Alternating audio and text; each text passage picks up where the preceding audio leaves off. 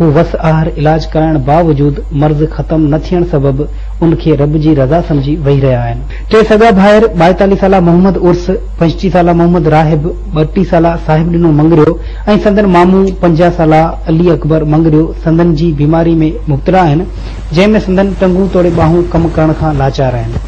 इहे जवान जवान ॻोठाणा हलण घुमण ऐं कमकार जी कुवत न हुअण करे ॼण त ज़िंदा लाश बणियल आहिनि।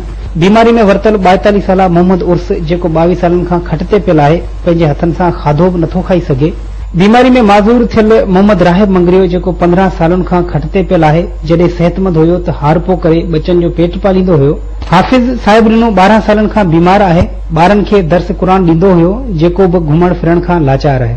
60 साला मोहम्मद इब्राहिम मंगरियो मुतासिर भाइरनि जो पीउ आहे, जेको ख़ुदि बीमारी खां त महफ़ूज़ आहे, पर पीरसन हुअण करे पंहिंजो जिगर गोश्त जो इलाज कराइण तोड़े संदन या संदन मासूम ॿारनि खे कमाए खाराइण खां लाचार आहे। हिक ई घर में जिते 4 माज़ूर ज़िंदा लाश बणिजी संदसि अखियुनि आॾो पियल हुजनि, उते हिन पीरसन ते छा गुज़रंदी, इहो त इन जो अंदर केरु घुमी ॾिसे त उनखे ख़बर पवे।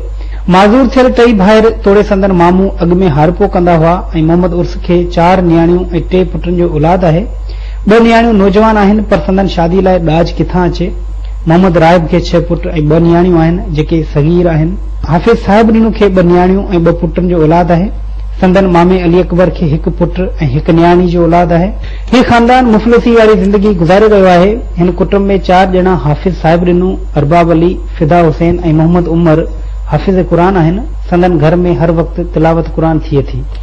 दुनिया जे कंहिं बि सुधरियल मुआशिरे में रहवासियुनि जी ख़िदमत, हिफ़ाज़त, खेनि मुआशी वसीला फ़राहम करण तोड़े इलाज मुआलजे जो ज़िम्मो वक़्त जी हुकूमतुनि मथां हूंदो आहे, पर अफ़सोस त असां वटि सिहत जहिड़ी बुनियादी सहूलियत बि अक्सर आबादी खे मैसर न आहे, जंहिं सबबि मामूली मर्ज़नि में मुब्तला माण्हू पंहिंजनि जो इलाज नथा कराए सघनि ऐं वक़्तु गुज़रण सां उहे मामूली मर्ज़ बि वधी वण थी वञनि था।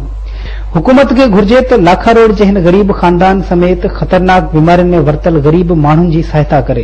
हाणे वठूं था हिकु शॉर्ट कमर्शियल ब्रेक खां पोइ वापसि मिलूं था प्रोग्राम न्यूज़ एक्स्ट्रा में।